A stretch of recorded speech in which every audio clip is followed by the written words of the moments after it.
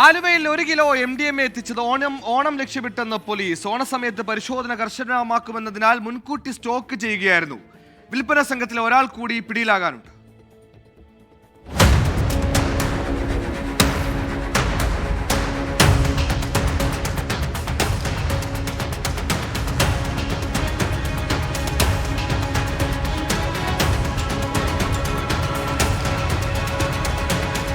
വിപണിയിൽ 2 മുതൽ 3 കോടി വരെ വില വരുന്ന MDMA ആണ് റൂറൽ പോലീസ് കഴിഞ്ഞ ദിവസം പിടികൂടിയത്.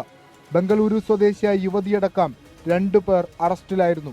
കൊച്ചിയിലെ ഓണാഘോഷങ്ങൾക്ക് കൊഴുപ്പ് കൂട്ടാൻ വേണ്ടി MDMA എത്തിച്ചതായാണ് പ്രതികളുടെ മൊഴി. കേസിൽ ഒരാൾ കൂടി പിടിയിലാകാനുണ്ട്.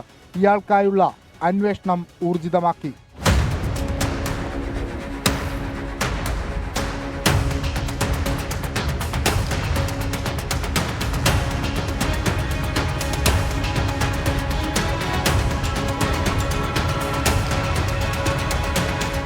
നേരത്തെ പിടിയിലായ സർമീൻ അക്തർ, ഫോർട്ട് കൊച്ചി സ്വദേശി സഫീർ എന്നിവരെ വീണ്ടും കസ്റ്റഡിയിൽ വാങ്ങാനും ആലോചനയുണ്ട്.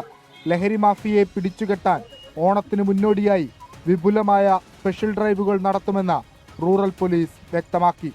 24 കൊച്ചി.